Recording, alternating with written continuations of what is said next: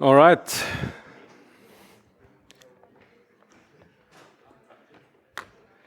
Welcome to week 8 in Object-Oriented Programming 1, our last and final week actually, with lots of different topics related to object-oriented programming or C++ that, in my opinion, are more than like advanced topics in programming in C++.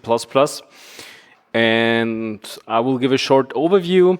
Some of those things will be covered in the KU as well. So Mich and Jule will also present some of those things for the practicals. And some of those things are also part of the homework 2 and 3. And some of them are more for general interest, probably concepts that are also available in other programming languages. So I try to span a bit the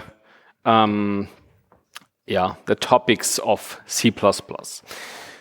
So I think this is a slide that we had now every week. As you see, final week, we saved the next week as a backup if needed. So if someone gets sick or whatever, so David or I, both of us got sick, but unfortunately never to the same time.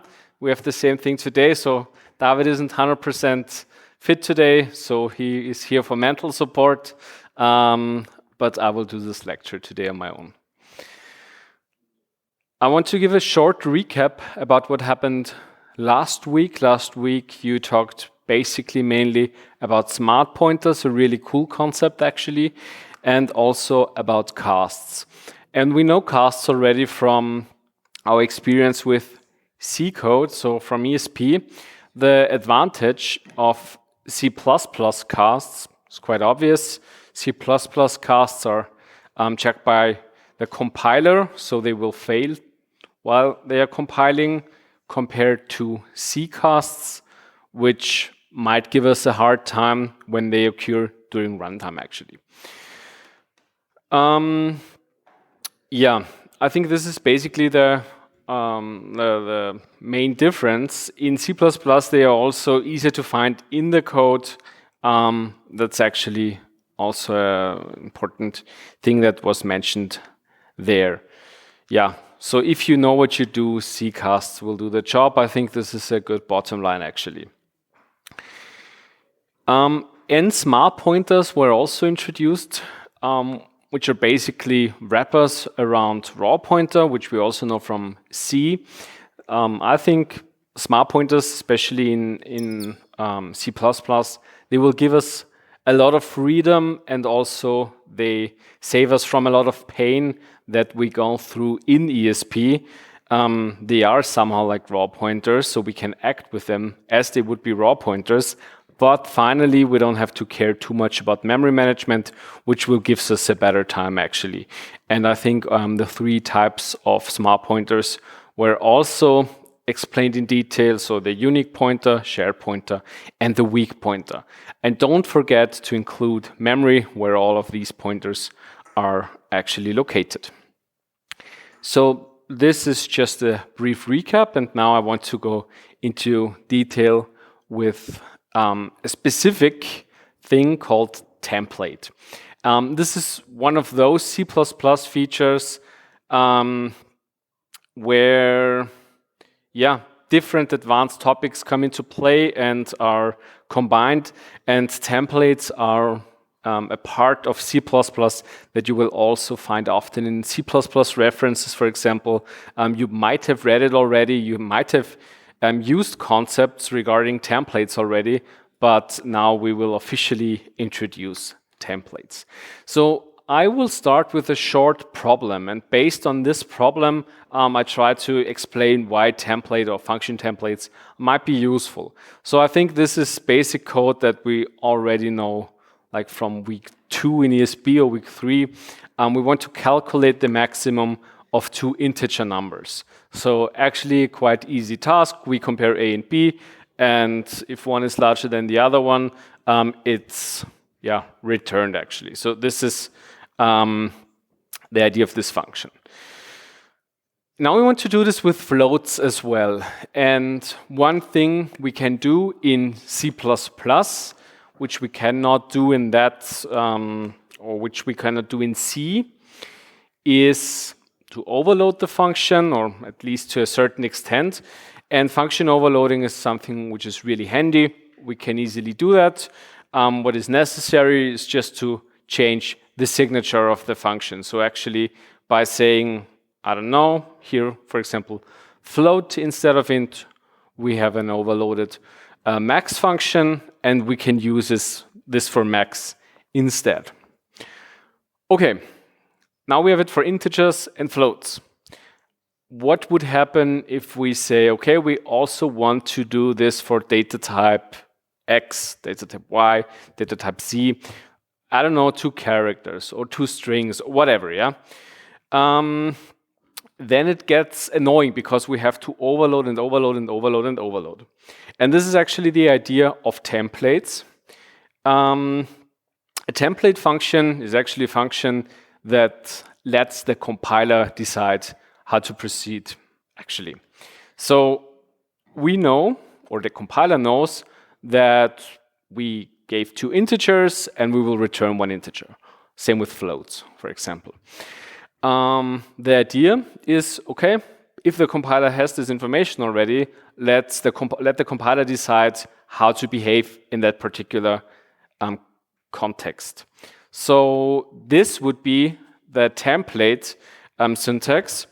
Let's skip the first line for now on and have a look at that. This is something that we already know from C, from C++. We actually have a function where we try to calculate a max. And the letter T is nothing else as an arbitrary data type. So we don't say which data type, and this is actually the idea of a template. T is usually used, so you could also write something else instead. It's a regular identifier, so you could also write, I don't know, temp, T, X, dog, whatever. So you can use everything, but it has to be used here. So it's more or less a placeholder for the data type. So template type name T. This is actually how we define a template function. There are 2 perspectives now. One perspective is our perspective as programmers, and the other one is the perspective of a compiler.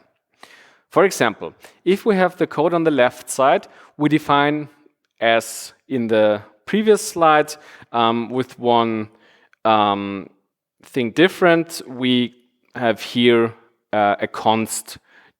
Just for one reason, I want to show you that we also can use constant references when we're using templates. So what we do is we say we take any data type and we'll do the calculation of a max. And here we call it with an integer, and here we call it with a float. So this is our perspective. But what the compiler actually does under the hood is the following thing. It translates the first line to this, so same story with an integer, and also here with a float. If I would hand in a long, a double, a short, whatever, would produce the same code with a different data type. And this is the idea. Compiler has the information, the compiler helps us with that, and decides which data type there should be used. So the compiler will not create like all possibilities. It will create it as soon as it's needed. Yeah. So first we define the template, and later on, when the function with an integer is needed, it gets created. Usually the templates are defined in the header files. It's important for the compiler to know beforehand what is needed, because otherwise it's not working.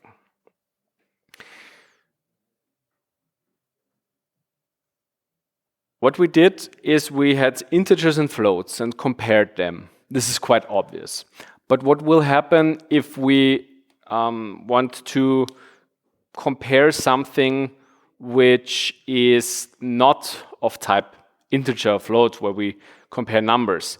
Let's assume we have a bunny class, and the bunny class has an age. The class also has a get age getter, and this just returns the age. Okay, now let's apply the max function on two bunnies. One is 1 year old, one is 42 years old, which is quite old for a bunny. And then we try to get the max, or we run the max function.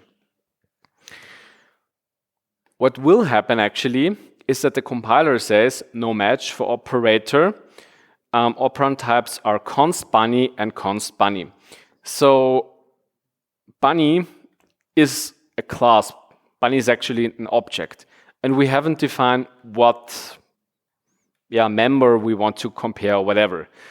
So in case of custom types, of classes or whatever, we have to define the behavior, because the compiler doesn't know what to compare with what. And this is the reason why we have to do this. And actually, this is what happens here. We define that the max function for a bunny behaves a bit different than, for example, for anything else. Like here, integers, fine. Floats, fine. Short, fine. Bunnies, yeah. And for bunnies, we have this code. And if you read through it, this part is very similar. We hand in a bunny into the function, and then instead of comparing two integers, we take the age from bunny A, bunny B, and then return one of those bunnies. This is actually the idea when we have custom types. We could also have other members. So what we will do in this function is our decision, so we can do whatever we want.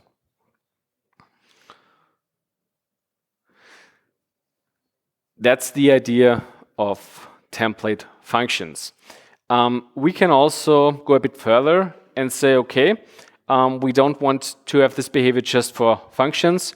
We also want to have this for entire classes. And there are a bunch of classes where this is used in C++. There is the so-called STL, the standard template library, and this STL defines a lot of data types and algorithms that are working in this particular way. So you have used, for example, vectors or other data types, and these are all based on the STL because it's working pretty cool. It's implemented in a way where you can pass different things into the vector, for example. And this is the reason why C++ introduced this feature. So template classes give us the possibility to define for entire class templates. And I have the following code here. So we define a class array of 3. So actually the array has 3 entries. So very boring example. Instead of defining here what type of array this is, I say T. So again, arbitrary array of any data type. We don't define the data type here. This function gets array, returns the array of type T pointer. So we get the address of the array with a fixed size of 3, because this class just gives me an array with 3 entries. And here on the right side, we're using it. And as you can see here, I write here array of 3, and in between those brackets, I write int. And this means that a class will be created of integers. Instead of int, I could, for example, also write something like bunny or string or whatever. So I can define here what data type the array should have. And now I can use this as any other array and use all the functions without the knowledge actually what data type this is. So I can put there anything that I want. As you can see here, for example, in this first loop, we go with get size over the array, which is quite easy because we have this method here, get size, for example. So this works perfectly fine, actually. And this, again, thanks to templates. Yeah, the compiler does nothing else as saying, okay, the programmer wrote this is an integer, so I give the programmer an integer. So here, the t here and here is replaced with int. And this is how the whole job works. Michi and Julia have some additional things that they want to show you, which actually is based on this concept. And this is also something that is part of the homework, so not the assignment, of the homework, where you can play around a bit with that. So templates is a really complex topic. There are like books about templates, but I just want to give you a short overview, what they are, what they do, and what you can do with them. This is a concept that is also available in other programming language. They sometimes are called a bit different in other languages as well. But the idea of having some generalized concept where you want to put in different data types in a data structure is all based on templates. The next thing I want to introduce is something that David and I already told you a couple of times, that this exists, and this exists in C++ and also other programming languages. Other programming languages, again, don't have this feature for specific reasons, and I want to explain you actually the reasons behind that. So what is the idea? Basic idea is quite simple. Usually, when we have classes, we have our inheritance. So class B inherits from class A. So the class A is the base class. And in that case, we have two parents. So a class can inherit not only from one parent class, but inherit from several. So can be two, can be more. This would have the following format. So for example, if I have the class Half-Blood, this gets, bless you, gets everything from all the data which is visible or accessible from Muggle and also from Wizard. That's the idea actually. So how would this look like? We have two classes. Here my first class, I have a member here which is called job, and with a get job, and on the right side I have a member house, like Wizard has a house, and also a get house. And now I want to create a new class called Half-Blood, and actually the Half-Blood gets the attributes, or gets like all the members, gets all the behavior from both classes. The syntax is the following. I say public Muggle, so just a regular inheritance hierarchy, and then I define Wizard as well. So I give both classes, and by that the compiler knows, okay, Half-Blood inherits from both. And now I can do cool stuff. I can say, okay, I want to have two bool variables, is mother Muggle, is father, and then I also have a constructor in here. And now I will create a main function where I have my Severus Snape teacher. This is this is the job from this class here. I have my house from this class here. And then I set my two bools defining mother and father, so false and true. And this creates me a new object where I have the behavior, the attributes from both classes actually. This is nice, but this also comes with some problems and pitfalls. And this is why other programming languages do not have this feature of multiple inheritance. Python, for example, has this feature. Java, they're saying, don't want to do this. Java is very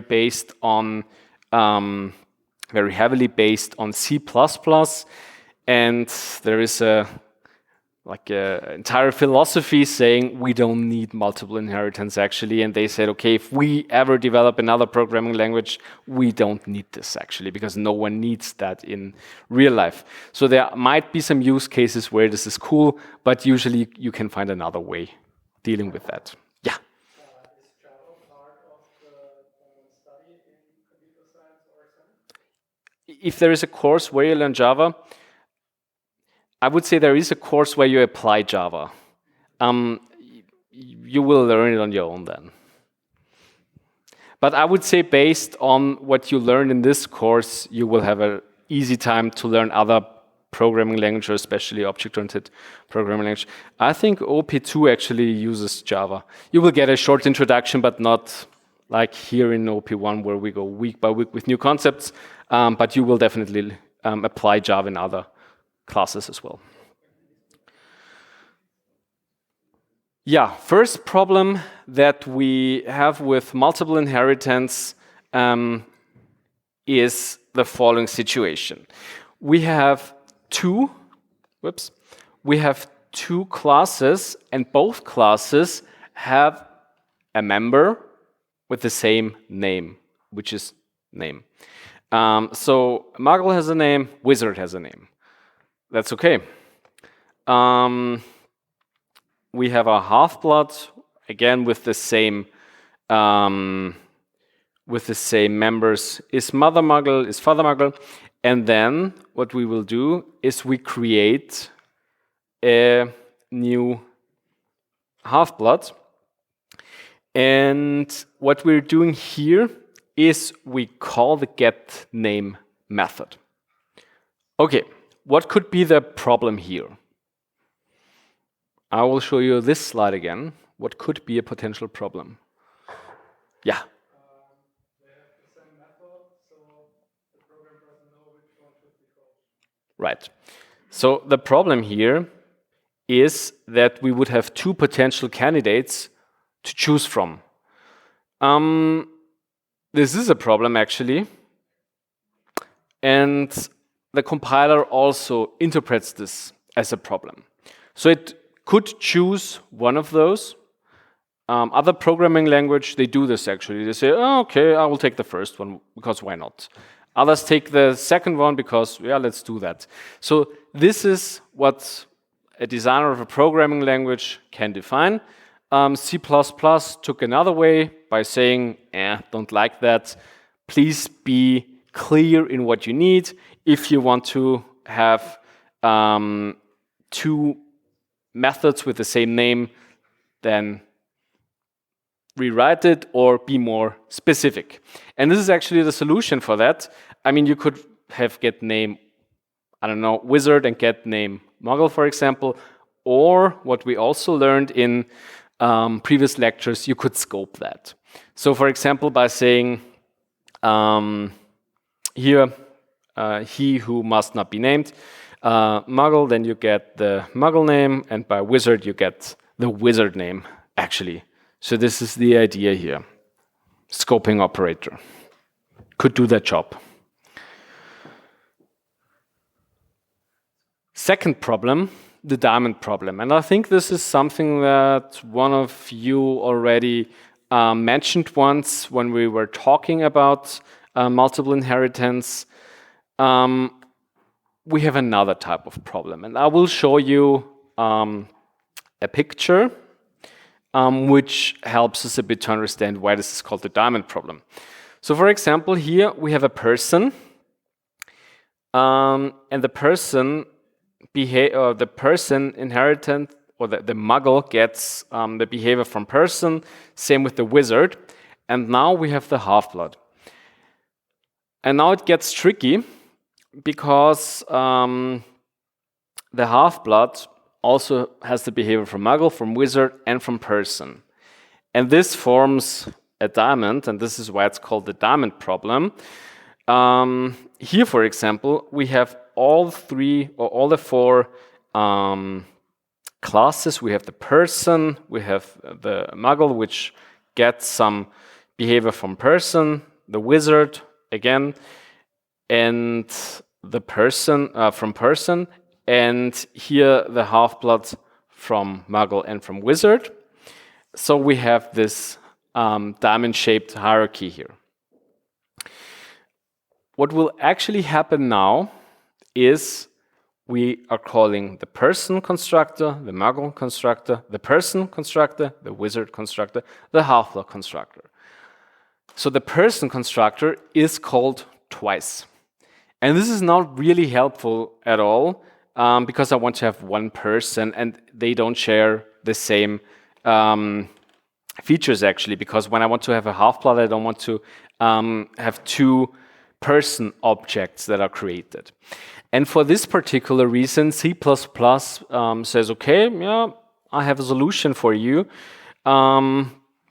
which will solve this problem, because as I said, we have a person here on the left side, person here on the right side, and the potential solution would be to set muggle and wizard here virtual. So by defining the person as virtual, we change the hierarchy in a way that we just create one person. So we add here virtual, and then we just have one person and not two persons. So then the hierarchy looks like this, and this is actually the behavior that we would like to have.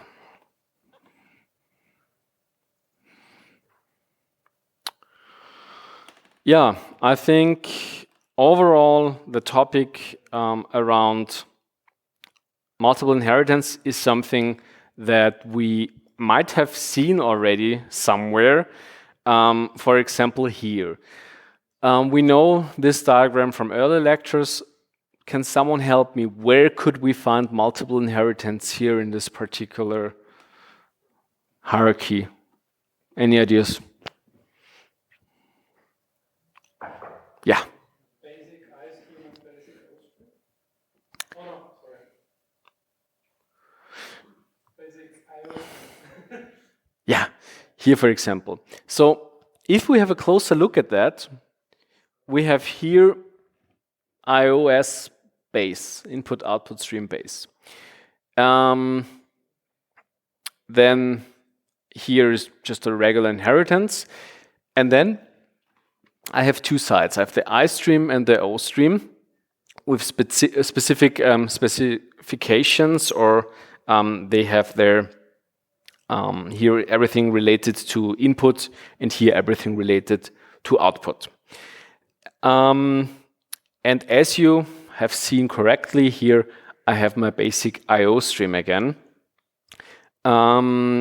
which gets the behavior from the basic I stream and the basic O stream, which again and gets the features and the behavior from basic I/O stream. So here we have this also in real world in C++. So C++ not just provides this feature, C++ is actually using it for a very important library. Actually, I think we will all agree that IOStream is one of those fundamental libraries that we use actually all of the time. And yeah, here we can see this.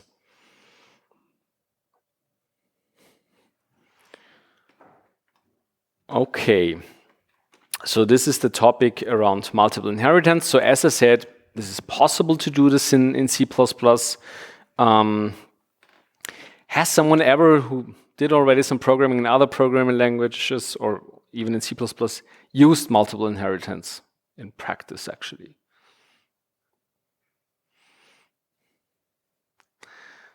Yeah, it's a feature that is actually very rarely used. I tried to think of a really good real-world example that I can use here. The best was actually to show you that it is used. because usually you find a way around to navigate around through multiple inheritance. And I mean, this is for a good reason that other programming languages don't support multiple inheritance, actually. Another concept that I would like to introduce is the concept of composition. What we did in the last weeks, actually starting with week 3 or 4, we talked a lot about inheritance. So we know with inheritance there comes a clear hierarchy. We're having a base class, and we have a class that gets the methods, the members from this class. And we can set up hierarchies. We use this also in assignments already, and we had a very clear picture in mind. We have some functionalities which belongs to a base class, and we have some advanced functionalities that we want to add for particular reasons into specific other classes. And again, from this class we can have another level of inheritance, as here, for example, also in the IO stream example, where we say, okay, here we have a base class basic I stream, and then we have a basic IF stream, and then a basic I stream class as well. So here, this is like a good picture to visualize that we have different levels of inheritance. Composition goes a bit of a different way.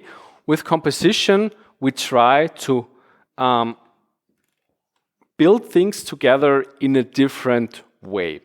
And again, this is more of a design pattern and also an ongoing war, so to say, between people that say inheritance is the key to object-oriented programming, and other people say composition over inheritance. And you can actually search this on the internet, Stack Overflow, Reddit, even Wikipedia. There are articles where they are actually arguing for and against composition and inheritance, actually. For this particular reason, I would like to show you what's the idea behind that and where you could actually use it. So we had some problems with inheritance, or we will have some problems with inheritance, and you will see very soon what type of problems. So let's imagine we have a customer, and the customer says, okay, I want to write a software where I can track all my superheroes. So I don't know, Shield will come to us and say, okay, we have now so many superheroes in our universe, we want to track all of them, yeah? And the customer says, okay, we have superheroes and we have enemies. Both have a specific behavior. A superhero can fly, and enemies can make evil plans. As someone who attended the OOP1 class, we know that's pretty easy. How would you solve this problem, actually? What would be your idea? Could be assignment 1. So I think everyone has a plan. So let's give me your idea. What would you do? Yeah. Making two classes, superhero and enemy, with parameters and fly as no expected. For example, would be absolutely reasonable answer to that. We have a class here again to remember you that you could also write struct instead. Hero and enemy. Hero can fly. Enemy make evil plans. That's pretty easy. Okay, another requirement. The customer says, okay, it's not just a superhero who can fly. Enemies should also fly as well. Then we could say, yeah, okay. We have an idea how to solve that. We will add the functionality, the fly functionality for both classes. What would you argue in this line of code? What is not really good at that particular implementation? Yeah. And this is exactly what I wrote here, code duplication. Yeah, we have duplicate code, and we know that usually we want to avoid code duplication. So as soon as we copy and paste functionality, we should think of a different way to solve this. Here, potential way to solve this would be by say, okay, we will add another class, for example, where the fly functionality belongs to.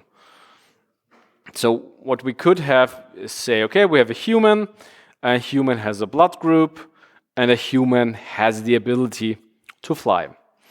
The hero does something else in addition, and the enemy, as we know, will make evil plans. So, okay, pretty cool. We solved another problem. Okay, now the customer comes up with the following situation. Humans can also be non-human. Okay? Then we would introduce a new class. We call it species. Species can fly. And then we say, okay, we have a human. Human inherits from species.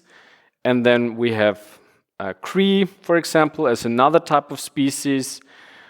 Then we have Titans, which are species. And then we have a hero, which is a human. So you can see we have a lot of possibilities. I mean, cool thing with inheritance, we can go all along with that. And then finally, we have an enemy who gets some features from human, from Cree, from Titan. Easy. Okay, again, our customer. Yeah, and you see in which direction this will go, actually. The customer will give us a hard time by defining new requirements for us. And this is why some programmers decide they want to use another way, another approach. And this approach is composition. And composition gives us more flexibility. If we have specific requirements, we could easier deal with this code with a new code. And actually, many things happen while runtime and not during compile time. Especially during compile time, we have to define our entire hierarchy and things like that. So we have two important definitions here. We have with an inheritance, there is a relationship, and with a composition, has a relationship. What is a relationship? For example, if we have the code from here, a human is a species, yeah? Or an enemy is a human, but also is a Cree. So whenever we have this hierarchy of inheritance, we could also say is a, yeah? And with composition, it's different. There, it's a has a hierarchy. What do I mean by that? I will show you the following example, actually. So we want to build, today in a Marvel mood, so please forgive me. We want to build a Mark suit, so from Iron Man. And this consists of a helmet, usually 2 arms, and the arms can be raised, with 2 legs, which also can move, with a corpus, and yeah, why not? Let's also give something to defend himself. As you can see here, we don't have any inheritance. So no one of those particular classes is in a is-a relationship. But what we actually have is a has-a relationship. So for example here, our Mark, which is the compiled and assembled suit, has a specific notation. We say the Mark has a helmet. The Mark has a corpus, has 2 arms, put it in an array, and has 2 legs. So in this example, we don't have any inheritance, we just have a composition. So we compose a specific class out of objects from other classes. And this is the idea actually behind that. This works in many cases.